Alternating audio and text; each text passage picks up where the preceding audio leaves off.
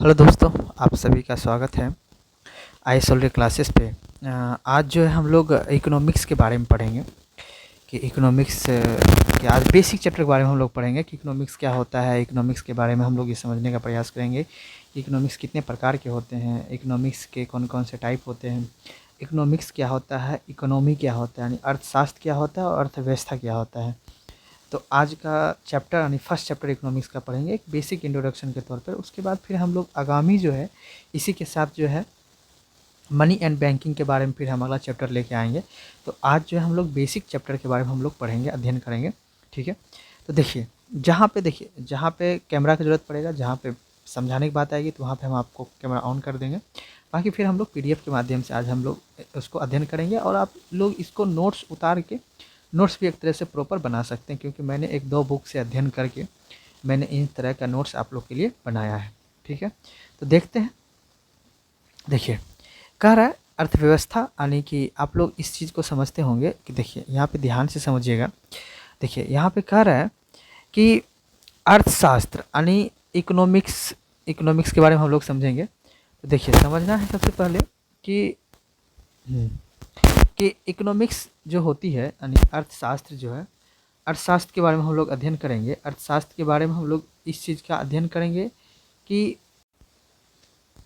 इसमें देखेंगे कि अर्थशास्त्र क्या होता है। ठीक है, तो सबसे पहले हम लोग समझेंगे कि अर्थशास्त्र होता क्या है यानी अर्थशास्त्र क्या होता है। तो देखिए समझते हैं अर्थशास्त्र क्या होता है। तो अर्थशास्त्र क्या होता है इसके बारे में देखिए, जिसके अंतर्गत वस्तु सेवाएं के उत्पादन, उपभोग, वितरण, बचत, राष्ट्रीय आय और प्रति व्यक्ति आय, मुद्रा स्थिति, राजकोषीय नीति, रोजगार, इन सभी चीज का जो अध्ययन किया जाता है वो कहलाता है आपका अर्थशास्त्र कहलाता है यानी इकोनॉमिक्स कहलाता है। यानी जिसके अंतर्गत किसी वस्तु, किसी सेवा का उत्पादन और किसी बचत यानी बचत और राष्ट्रीय आय, प्रति व्यक्ति आय, inflation, physical policy, employment, poverty, इन सभी का जो अध्ययन किया जाता है वो क्या कहलाता है आपका अर्थशास्त्र कहलाता है। याद रखिएगा ये क्या कहलाता है अर्थशास्त्र कहलाता है। तो क्या कह सकते हैं आप इसका परिभाषा इसके अध्ययन में, यानी जिसके अंतर्गत या इसमें वस्तु सेवाएं, राष्ट्रीय आय, प्रति व्यक्ति आय, इन्फ्लेशन यानी मुद्रा स्थिति, राजकोषीय नीति, इन सभी का जिसके अंतर्गत अध्ययन किया जाता हो वो कहलाता है आपका अर्थशास्त्र। अब देखिए समझिएगा, अर्थशास्त्री द्वारा दिए गए सिद्धांत, देखिए दूसरा इसका परिभाषा, दूसरा भी परिभाषा है, कहता है अर्थशास्त्री द्वारा दिए गए सिद्धांत और नियम के आधार पर होता है। यानी इसका जो अर्थशास्त्र, ये जो अर्थशास्त्र होता है इसका जो अध्ययन होता है यानी अर्थशास्त्र का जो अध्ययन होता है वो होता है यानी अर्थशास्त्री द्वारा दिए गए सिद्धांत और नियमों के आधार पर इसका क्या किया जाता है, अध्ययन किया जाता है। उसके बाद कहता है दूसरा इसका परिभाषा है अर्थशास्त्र वह सामाजिक विज्ञान है जो आर्थिक विकास एवं स्थिरता को बनाए रखने के लिए दुर्लभ संसाधन को आवंटन पर बल देता है। क्या करता है, दुर्लभ संसाधन के आवंटन पर बल देता है, वो क्या कहलाता है आपका अर्थशास्त्र कहलाता है। अगर दूसरा फिर से परिभाषा देखें तो यह एक ऐसा विषय है जिसके अंतर्गत भौतिक कल्याण के कारणों का अध्ययन किया जाता है। जिसका यानी देखिए इसका मैंने तीन परिभाषा आपको बताया। पहला देखिए, एक तो बेसिक परिभाषा मैंने आपको बताया कि जिसके अंतर्गत वस्तु सेवा उत्पादन का वितरण और राष्ट्रीय आय, प्रति व्यक्ति आय, मुद्रा स्थिति, इन सभी का जो अध्ययन किया जाता है वो अर्थशास्त्र कहलाता है। और उसके बाद कहता है इसके अध्ययन में अर्थशास्त्री द्वारा दिए गए सिद्धांत और नियमों के आधार पर किया जाता है।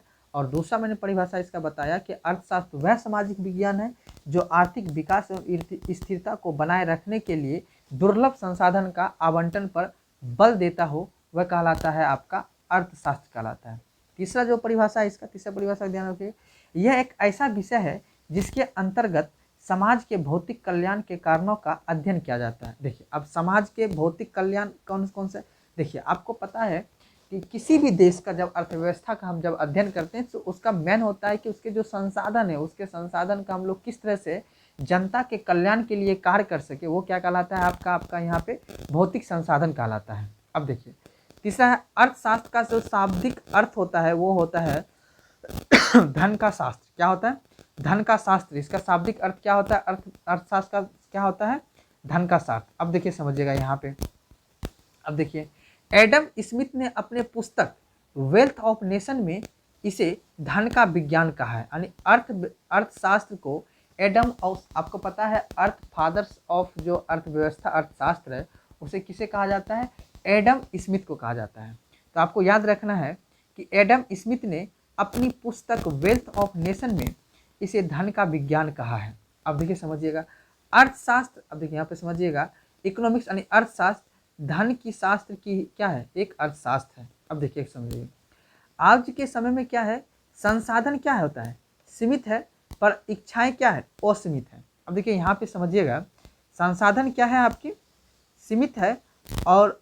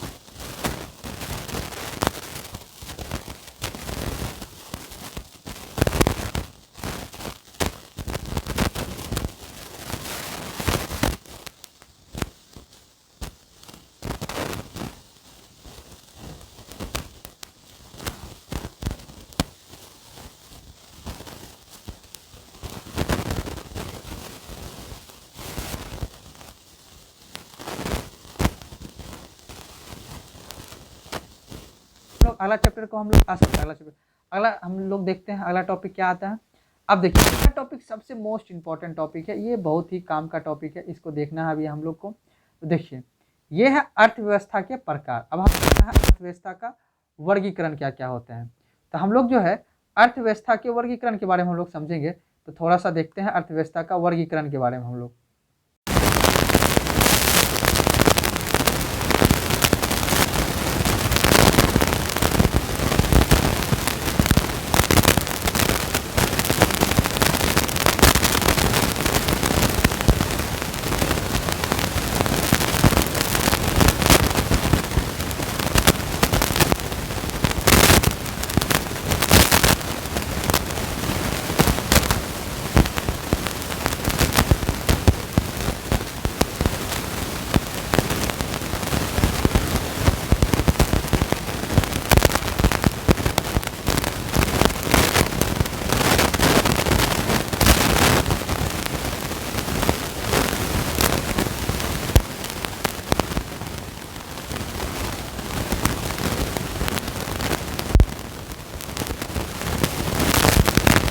वर्गीकरण को अगर हम देखते हैं तो अर्थव्यवस्था का वर्गीकरण जो है कई वर्गों में, एक है अंतर संबंधों के आधार पर खुली अर्थव्यवस्था और बंद अर्थव्यवस्था, दूसरा है संसाधन के स्वामित्व के आधार पर पूंजीवादी अर्थव्यवस्था, समाजवादी अर्थव्यवस्था और मिश्रित अर्थव्यवस्था, तीसरा है विकास के अर्थव्यवस्था, डेवलपमेंट ऑफ इकोनॉमिक्स के आधार पर एक है विकसित अर्थव्यवस्था, एक है विकासशील अर्थव्यवस्था और एक है अल्प विकसित अर्थव्यवस्था।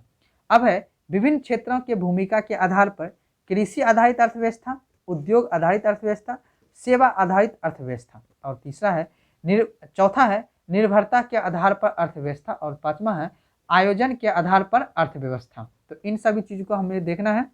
तो देखते हैं हम लोग आगे चल के अर्थव्यवस्था के प्रकार। अब देखिए समझते हैं हम लोग अर्थव्यवस्था के प्रकार में। देखिए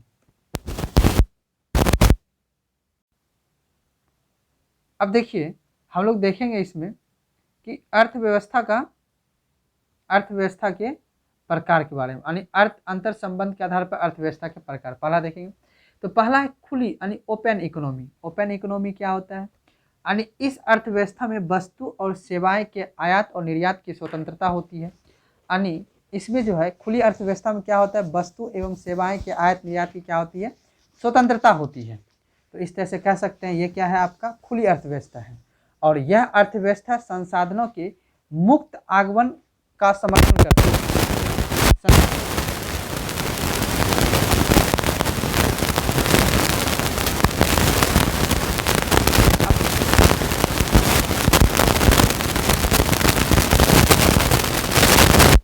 बंद इकोनॉमी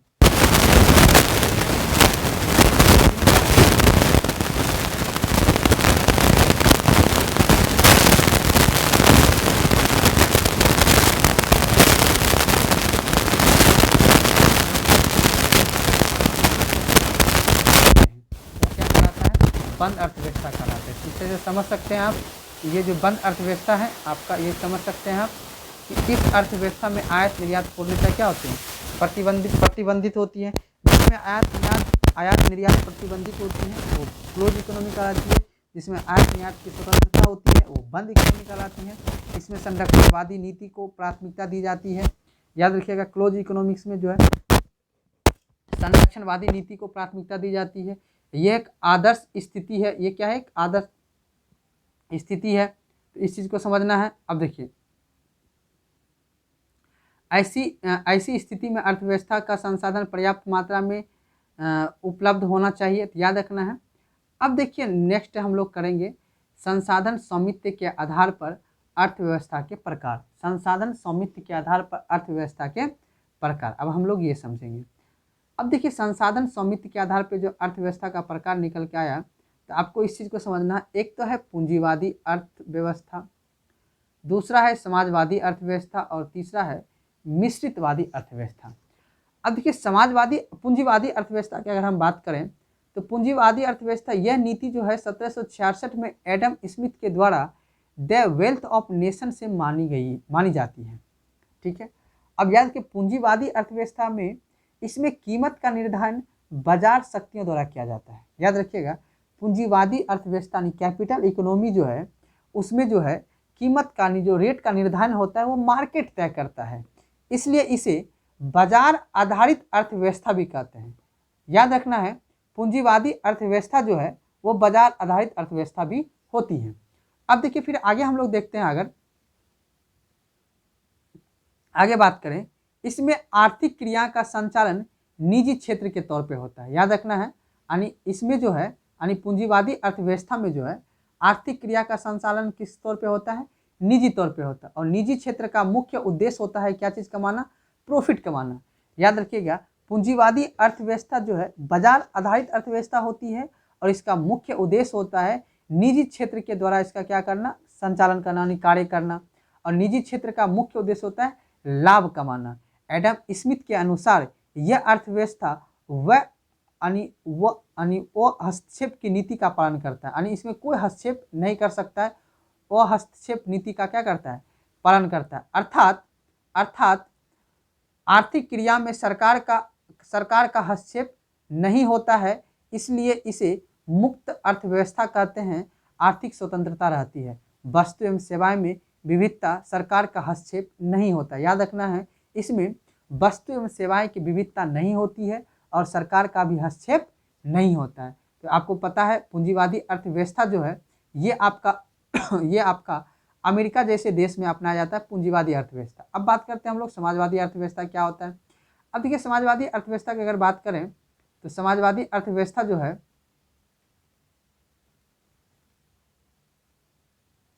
देखिए समाजवादी इस अर्थव्यवस्था में कीमत का निर्धारण केंद्रीय संसाधन द्वारा किया। इसमें याद रखे हैं इसमें कीमत का निर्धारण जो है सरकार के द्वारा तय किया जाता है, राज्य के द्वारा तय किया जाता है कि इसका कीमत कितना होगा। तो याद रखना है कीमत का निर्धारण कौन करता है, राज्य करता है। यहाँ आर्थिक क्रिया पर सरकार का नियंत्रण होता है। याद रखिएगा इसमें क्या था, आर्थिक क्रिया पर नियंत्रण किसका होता है, बाजार का होता था पूंजीवादी में, जबकि समाजवादी में आर्थिक क्रिया का नियंत्रण किस पे होता है, सरकार नियंत्रण करता है। इसमें उत्पादन, उपभोग, विनिमय, वितरण, इन सभी पे नियंत्रण किसका होता है, सरकार का होता है। तो याद रखना है समाजवादी में।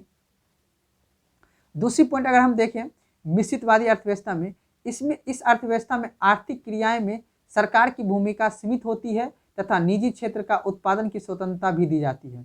याद रखना, आप देखिए पूंजीवादी में जो है पूरा का पूरा स्वतंत्रता किसका होती है, बाजार का होता है और निजी क्षेत्र व्यक्ति का होती है, जबकि समाजवादी में पूरा का पूरा किसका नियंत्रण होता है, सरकार का होता है। जबकि मिश्रित अर्थव्यवस्था में जो है आपका क्या चीज़ का प्रावधान होता है, सरकार का भी प्रावधान होती है और निजी क्षेत्र का भी क्या होती है, पूरी की पूरी स्वतंत्रता दी जाती है। अब देखिए बात करते हैं हम लोग आगे, देखिए बात करते हैं इस अर्थव्यवस्था में नागरिकों की आवश्यकता के अनुसार उत्पादन किया जाता है। अब यह देखिए इस अर्थव्यवस्था में बाजार प्रतिस्पर्धा एवं जन कल्याण दोनों को सम्मिलित रूप से प्रोत्साहित किया जाता है। यानी याद रखिएगा समाजवादी अर्थव्यवस्था में जो उत्पादन किया जाता है वो नागरिक के जरूरत के अनुसार उत्पादन किया जाता है, जबकि पूंजीवादी अर्थव्यवस्था में बाजार के प्रतिस्पर्धा एवं जन कल्याण दोनों को सम्मिलित करके उत्पादन किया जाता है। याद रखना है। अब देखिए इस क्षेत्र का मुख्य उद्देश्य होता है लाभ कमाना। याद रखिएगा यानी पूंजीवादी का मुख्य उद्देश्य होता है लाभ कमाना, जबकि इसका मुख्य उद्देश्य होता है जन कल्याण करना। समाजवादी का मुख्य उद्देश्य क्या होता है, जन कल्याण करना। अब याद रखें इस अर्थव्यवस्था में सरकार नियमित रूप से भूमिका निभाती है। अब याद रखें कल्याणकारी भावना पर बल देता है, सामाजिक न्याय के विकास की बात करती है किसमें, मिश्रित अर्थव्यवस्था। तो याद रखना है अब याद देखें समाजवादी अर्थव्यवस्था जो है यहाँ पे मांग और आपूर्ति का सिद्धांत का पालन नहीं होता। याद रखना है सिद्धांत यानी डिमांड एंड सप्लाई का सिद्धांत यानी प्रिंसिपल जो है वो समाजवादी में नहीं अप्लाई होती है, जबकि पूंजीवादी यानी कैपिटल इकोनॉमी में जो है डिमांड एंड सप्लाई का नियम का क्या होता है, पालन किया जाता है। याद रखना है यहाँ समान वितरण को महत्व उत्पादन प्लस मूल्य सरकार का नियंत्रण में रहता है। याद रखना है यहाँ पे प्रोडक्टिविटी और रेट का जो कंट्रोल है वो किसके अंडर में होता है, सरकार के अंडर में होता है। चलिए अब बात करते हैं भारत में। आपको पता है भारत देश जो है मिश्रित अर्थव्यवस्था अपनाया। आपको पता है कि भारत जो देश है वो कौन सी अर्थव्यवस्था अपनाया है, तो मिश्रित अर्थव्यवस्था को अपनाया है। अब देखना यहाँ पे कि भारत देश जो है मिश्रित अर्थव्यवस्था को क्यों अपनाया है। अब देखिए समझना भारत देश में आखिर ऐसी क्या परिस्थितियां रही थी जिसके वजह से यानी मिक्स्ड इकोनॉमी अपनाया गया था। मिश्रित इकोनॉमी क्यों अपनाया गया था, तो अब देखिए समझते हैं यहाँ पे मिक्स इकोनॉमी क्यों अपनाया गया था। तो अब देखिए समझना है यहाँ पे, तो देखिए पहले समझना है स्वतंत्रता के प्राप्ति के समय, याद रखना है स्वतंत्रता के प्राप्ति के समय भारत की आर्थिक नीति अच्छी नहीं थी। पहला कारण हो सकता है कि जब हम लोग, आपको पता है कि हम लोग पहले ब्रिटिश के समय जो थे हम लोग क्या थे, गुलाम थे। तो याद कहा जाता है जब हम आज़ाद हुए तो आज़ाद के समय जो है, स्वतंत्रता के जस्ट समय हमारी आर्थिक स्थिति बेहतर नहीं थी, इस वजह से जो है हम लोग इकोनॉमी अपनाए, एक पहला कारण था। दूसरा था भारत के पास वित्तीय और संसाधन का क्या था, अभाव था। और दूसरा था, तीसरा अगर बात करें गरीबी बेरोजगारी की समस्या से निपटने के लिए इसके पास क्या था, निपटने के लिए इसके पास कोई समाधान नहीं था, कोई योजना नहीं था। उसके बाद क्या था, सामाजिक न्याय की पूर्ति हेतु आवश्यकता नहीं थी, याद रखिए। और तीसरा था भारतीय अर्थव्यवस्था को वैश्विक अर्थव्यवस्था से जोड़ने के लिए। अगर मान लेते हैं हम लोग समाजवादी या पूंजीवादी जैसे चीज को करते हैं तो हम लोग क्या होते हैं, वर्ल्ड इकोनॉमी से अपने आप को जोड़ नहीं पाते। अगर हम अगला बात करें तो आगे कह रहा है कि आर्थिक विकास की गति को बढ़ावा देने के लिए, आर्थिक विकास की गरीबी को बढ़ावा देने के लिए। अब तीसरा नेक्स्ट क्या कर रहा है, सरकार के भार को कम करने के लिए ताकि अन्य कल्याणकारी कार्य भी किया जा सके और देश के आम जनता तक गुणवत्तापूर्ण वस्तु और सेवा पहुंचाने के लिए। मान लेते हैं अगर हम पूरा का पूरा अगर मान लेते हैं कि अगर कैपिटल इकोनॉमी ही हम अपने देश में अपनाते हैं तो उस समय क्या होता है कि जो आम गरीब लोग था, आम जनता था, उसके तहत गुणवत्तापूर्ण वस्तु और सेवा पहुंचने में क्या होती, अभाव होती। तो इसीलिए कहा जाता है कि जो आज जो है हमारे देश में जो हम लोग जो है जो मिश्रित अर्थव्यवस्था को जो अपनाया है, मिश्रित अर्थव्यवस्था अपनाने का मुख्य उद्देश्य है कि हम जो है गरीब वर्गों तक गुणवत्तापूर्ण वस्तु और सेवा को भी पहुंचा सके और अमीर वर्ग से जो है इन सभी टैक्स को लेके हम क्या कर सकते हैं, आगे दूर तक हम पहुंचा सकते हैं। इसलिए कहा जा सकता है कि हमारे देश में क्यों मिक्स्ड इकोनॉमी अपनाया गया, तो इन सभी 4, 5, 6 कारणों को आपको क्या करना है, याद रखना है। एक तो पहले मैंने बता दिया कि आखिर मिक्स्ड इकोनॉमी हमारे देश में क्यों अपनाया गया, तो पहला कारण क्या था कि स्वतंत्रता प्राप्ति के जस्ट पश्चात जो है हमारी आर्थिक स्थिति अच्छी नहीं थी, तो इस वजह से हमने नहीं अपनाया। दूसरा था कि हमें जो है ग्लोबल इकोनॉमी को अपने आप को जोड़ना था, इस वजह से मैंने मिक्स्ड इकोनॉमी को अपनाया। और तीसरा ये प्रावधान था कि जो गरीब लोग थे, जल कल्याण करने के लिए जो हमें गुणवत्तापूर्ण वस्तु और सेवाएं को उपलब्ध को पहुंचाना, गरीब आदमी तक गुणवत्तापूर्ण वस्तु और सेवाएं को अधिक समय तक क्या करना था, उसे पहुंचाना था। तो इस तरह से आप कह सकते हैं कि हम लोग जो है इस वजह से मिक्स्ड इकोनॉमी को अपनाने की परंपरा किया था। चलिए आगे बढ़ते हैं, फिर हम लोग अगला टॉपिक को देखते हैं। अगला टॉपिक क्या कर रहा है, अब देखिए अब हम लोग पढ़ते हैं पूंजीवादी अर्थव्यवस्था। अब देखिए कैपिटल इकोनॉमी के बारे में पढ़ेंगे, पूंजीवादी अर्थव्यवस्था। अभी मैंने जस्ट एक तरह से मैंने आपको परिचय करवाया था कि 1772 ईस्वी में जो है एडम स्मिथ ने अपनी वेल्थ ऑफ नेशन पुस्तक में जो है पूंजीवादी विचारधारा को दिया था। अब देखिए समझना है, हम लोग आगे चल के बात करते हैं पूंजीवादी अर्थव्यवस्था। अब देखिए इसके अंतर्गत सभी कृषि क्षेत्र, कारखाने एवं उत्पादन के अन्य संसाधनों पर निजी व्यक्तियों को क्या करना है, अधिकार होता है। याद रखना है, इसके अंतर्गत सभी कृषि क्षेत्र, कारखाना एवं उत्पादन के अन्य संसाधनों पर निजी व्यक्तियों का क्या होता है, अधिकार होता है। ठीक है, चलिए अब बात करते हैं इसकी विशेषताएं की। तो याद रखना है विशेषताएं में क्या है, पूंजीवादी की विशेषताएं क्या है, निजी संपत्ति का अधिकार, स्वयं की संपत्ति के उपयोग की स्वतंत्रता, उद्यम की स्वतंत्रता, उपभोक्ताओं की चयन की स्वतंत्रता, प्रतिस्पर्धा, मूल्य प्रणाली का महत्व, आर्थिक असमानता है। याद रखना है पूंजीवादी अर्थव्यवस्था जो है ये आपको कुछ विशेषताएं भी इसकी है, जैसे निजी संपत्ति का पूर्णतः अधिकार होता है।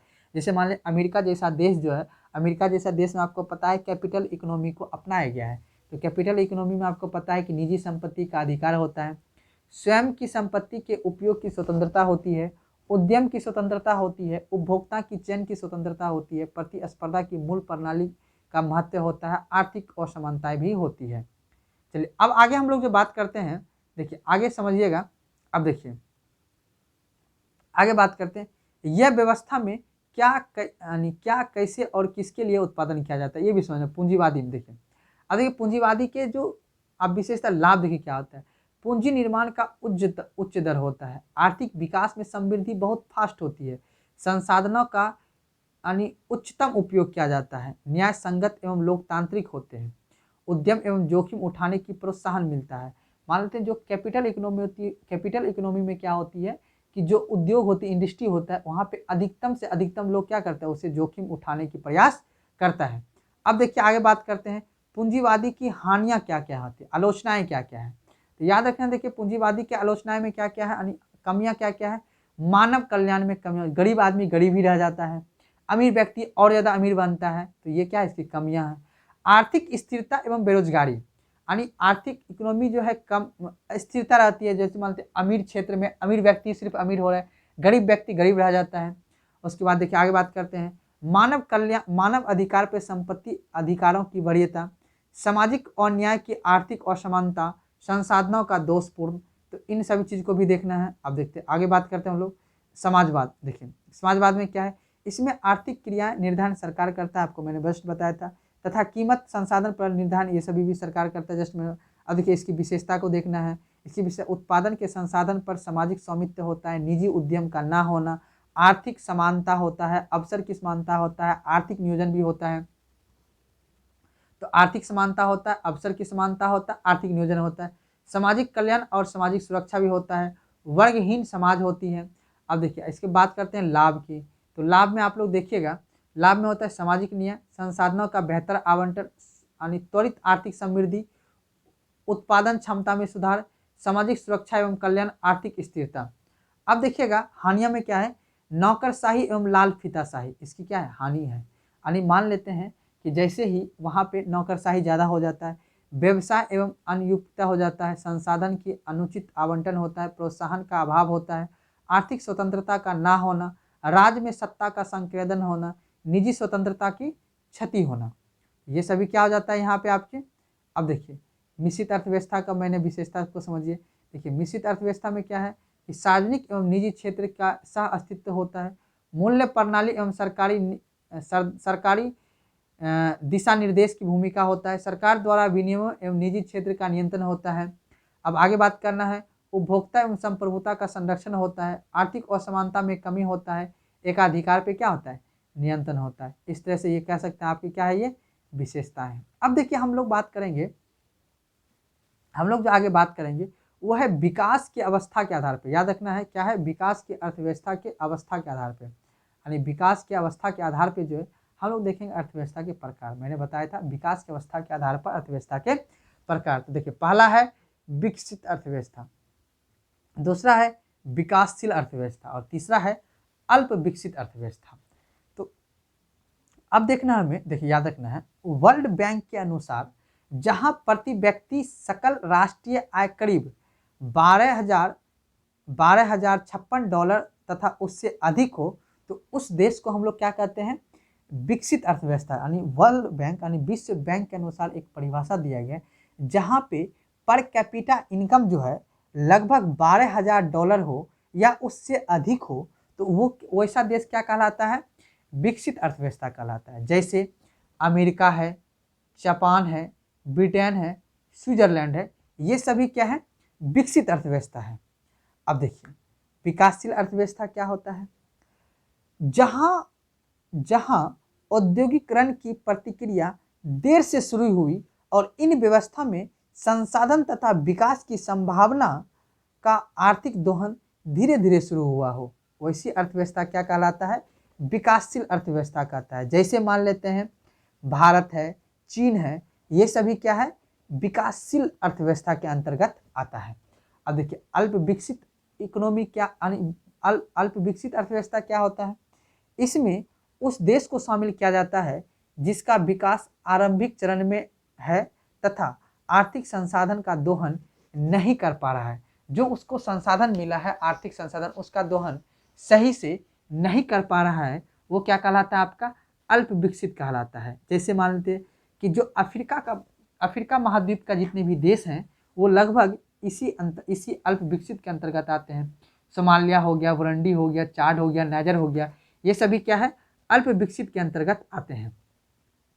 चलिए अब देखते हैं अगला, देखते हैं इसी में। अब देखिए अगला टॉपिक में क्या आता है, इसी में विकासशील में संसाधन का अधिकतम दोहन होता है, फिर उच्च प्रति व्यक्ति आय होता है, तकनीकी दृष्टिकोण से अग्रणी देश होता है, उच्च स्तर की आधारभूत संरचना मान लेते हैं, अच्छा रोड होते हैं, अच्छा एयरवेज होते हैं, ये सभी क्या होता है उच्च कैटेगरी का होता है। द्वितीयक एवं तृतीयक श्रेणी में योगदान अधिक होता है। अब समझ गए बात को। अब देखिए इसमें क्या है, अब देखिए 1940 से 50 के दशक के आसपास स्वतंत्रता होने वाले अधिकांश देश विकासशील अर्थव्यवस्था के अंतर्गत आते हैं। प्रति व्यक्ति आय जो है इसकी मानव में कम होता है, आधारभूत संरचना में कम रहता है। अब देखिए दूसरा समझिएगा, आधारभूत संरचना क्या होता है, इसकी कमी आती है। देखिए ये सभी चीज़ क्या आ जाता है आपका, ये इसमें आ जाता है। अब देखिए बात करते हैं, ये देखिए पहली दुनिया दूसरी दुनिया के बाद में बात किया गया है। अब आता है अर्थव्यवस्था के क्षेत्र के आधार पे हम लोग बात करेंगे, अर्थव्यवस्था के क्षेत्र के आधार पे। अब देखिए समझना है हमें। चलिए अर्थव्यवस्था के क्षेत्र के आधार पर अगर बात करें हम, देखिए 3 तरह का क्षेत्र होते हैं, एक प्राथमिक क्षेत्र और एक द्वितीयक क्षेत्र और एक तृतीयक क्षेत्र। देखिए प्राथमिक क्षेत्र जो होते हैं वो कृषि आधारित अर्थव्यवस्था होते हैं, द्वितीयक क्षेत्र जो होते हैं वो उद्योग आधारित अर्थव्यवस्था होते हैं, और तृतीयक क्षेत्र जो होते हैं वो सेवा आधारित यानी सर्विस सेक्टर पर आधारित अर्थव्यवस्था होते हैं।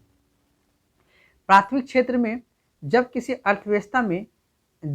अर्थव्यवस्था में जीडीपी में प्राथमिक क्षेत्र का योगदान 50% से अधिक हो, इसी अनुपात में आजीविका के लिए लोग की निर्भरता हो, उसे जो है प्राथमिक क्षेत्र यानी कृषि आधारित अर्थव्यवस्था कहते हैं।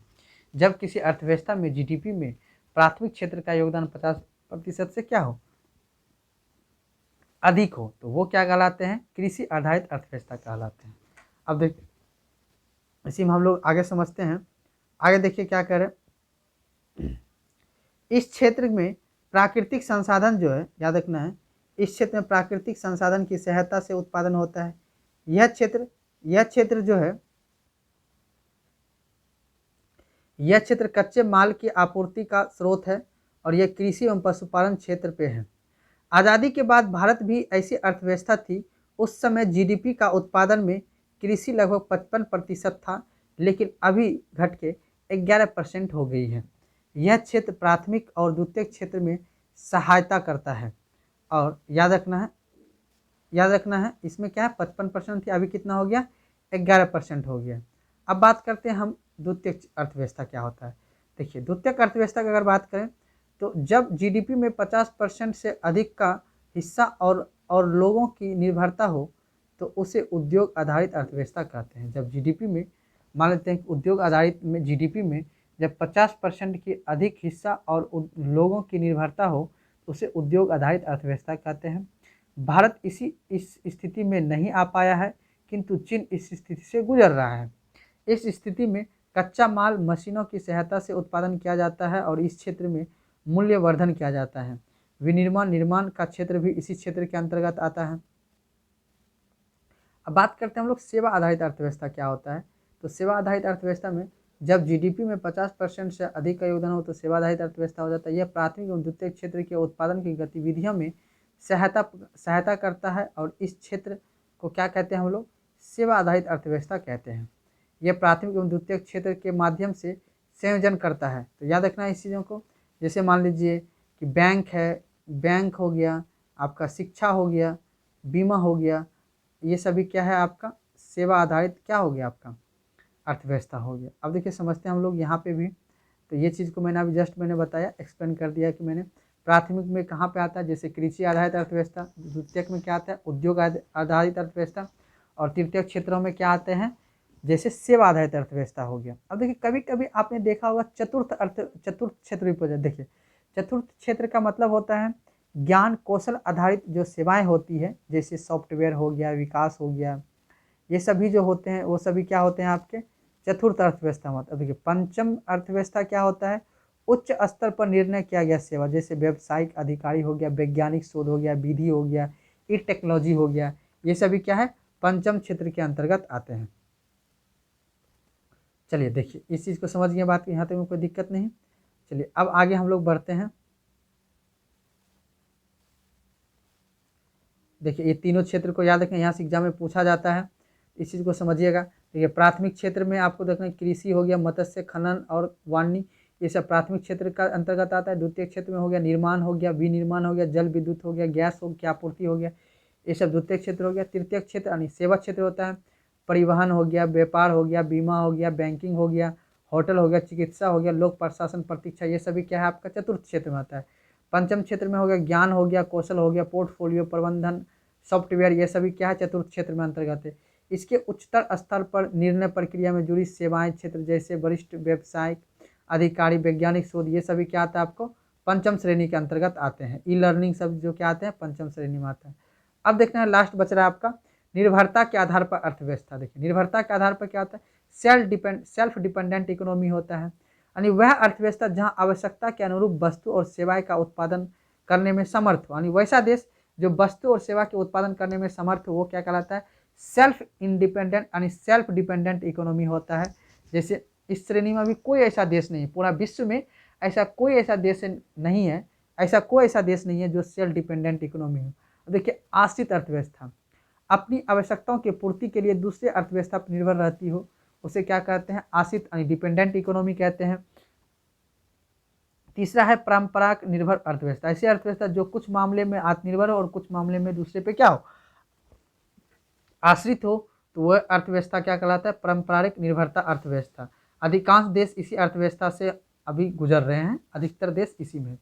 अब योजना के आधार पे तो देखिए इस तरह से आप देखिए इस चीज़ को समझ गए होंगे। तो याद रखना है आज जो है आप लोग को ये पूरा का पूरा चैप्टर बेसिक वाला चैप्टर था कि अर्थव्यवस्था कितने प्रकार के होते हैं। तो देखिए अभी जो हम लोग समझे अभी के जस्ट क्लास में, तो एक तरह से आपको मैं फिर से रिकॉल कर दूं। तो देखिए समझिएगा अभी जो हम लोग जो क्लास में आप लोग को अभी समझा है, तो इस चीज़ को याद रखना है कि जो हमारा इकोनॉमी का क्लास हुआ पूरा का पूरा, उस इकोनॉमी के अंतर्गत जो है हम लोग बेसिक में समझे कि इकोनॉमी क्या होता है, इकोनॉमिक्स क्या होता है, यानी अर्थशास्त्र क्या होते हैं, अर्थव्यवस्था क्या होते हैं, ये कितने प्रकार के होते हैं।